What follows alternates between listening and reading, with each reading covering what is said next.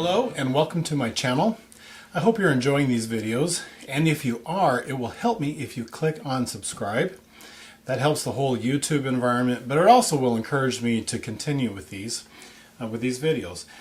There's a lot that's in my channel, which is my string coach, but within that are these set of videos, which are what I call string tech supplements.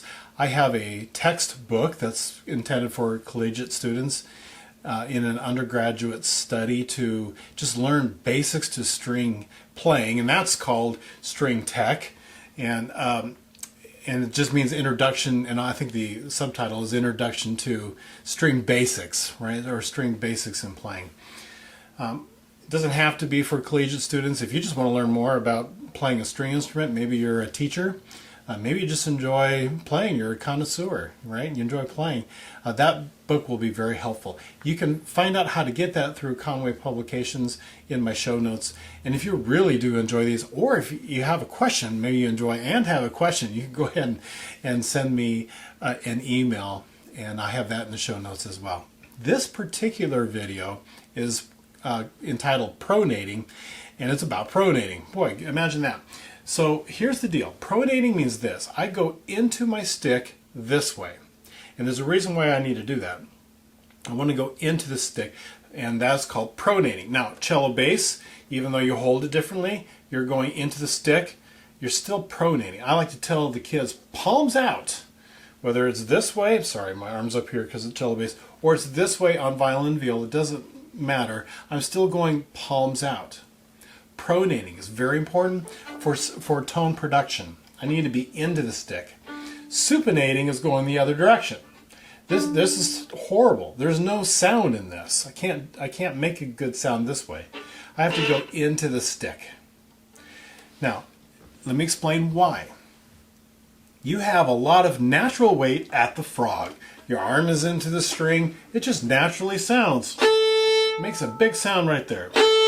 But if I don't do something to my bow, hence pronating, if I don't pronate into my bow, my sound goes away. Watch how this happens. Okay, and I did my best to supinate a little bit and stop putting weight into the bow. Okay, so that's the idea. Pronating is to add weight to the bow. Why? Well, at the frog, I got natural weight. At the tip, there's no natural weight, because my hand is down here. Lots of weight, very little weight. Yes, it makes a sound, but it's not much of a good sound. I need to make a good sound, and I do that by going into the stick. Matter of fact, as I draw the bow towards the tip, it gradually, the natural weight goes away. So since the natural weight goes away, for me to keep tone, I have to add weight to the bow. And it's a very gradual thing. It's kind of like putting peanut butter on a piece of bread. It's got this feeling of just going into it. I had a professor who used to tell me, be into the string. Feel like, especially at the tip, feel like you're really into the string. I'm telling you, I got a lot of weight here to make the same sound as that. And when I'm here, I'm not really into this. It doesn't feel like I'm into the string. I am, but it's not like I have to work at it. Boy, here I have to work at it to get that sound. Make sense? And I have to add it as the natural weight goes out. I have to add the weight to keep the weight into the string.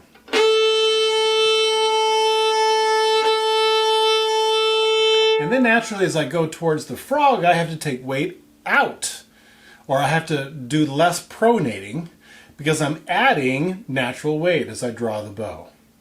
Now that might all seem confusing and think that you have to, wow, how do I keep track and think about that? It's just more about really listening to yourself.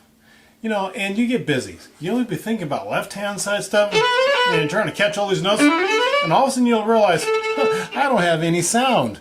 And there's like, oh, no sound. Right? So you'll add the sound as you play. Great string playing is this constant monitoring. I would say probably great musicianship is constant monitoring about what I'm hearing. I had another professor who used to say, listen to everything that comes out of your instrument. If you've got a wimpy sound, then maybe it's because you're not having enough weight into it, right? If you're out of tune, then you got to make sure you're adjusting your fingers to get yourself in tune. This just this constant monitoring and constant listening of what's happening. Okay? So a very, very important concept to get kids to understand that they have to be into the string to get a sound. Maybe another way of thinking of it is this. Into the string, what can I tell you what that means? It sort of feels like, rather than skating on top of the string, let's think about a lake, right? And you're ice skating, you're just skimming across the top of it. It's not that at all. That's not good playing. Good playing is there's no ice and you're swimming in the summer and most of your body, boom, is in the water. Most of my bow feels like it's into the string. You know, it's like halfway into the string kind of a thing. I'm not skating on top. If I got all those overtone sort of sounds, then I'm not into the string. I gotta pronate and get myself into the string, depending on where I'm in with the bow, okay? Super important concept. Whew, palms out. You gotta feel it in your first finger and really dig into this string to get the sound. Maybe do one more thing. Collé, remember when I got another video on collé? I really have to add the weight to do collé. Here's a great exercise. At the frog, sound like this. Go to the tip and make the same sound. Okay, now my hand, I got a little monitor here. My hand, here we go. There it is out. So now watch my hand. You see my fingers doing that? I'm doing quite a bit to feel that. Oh, great story. My professor one time, as an undergrad, I'm playing, he walked up behind me and he whacked at my bow. And my bow, I almost like, whoom, went across the room. And he said, listen, you're not into the string. And then he had me do it to him. And when I did it to him, it snapped back like that. He said, that's what you got to do. It snaps back into the string rather than whew, flying off the string.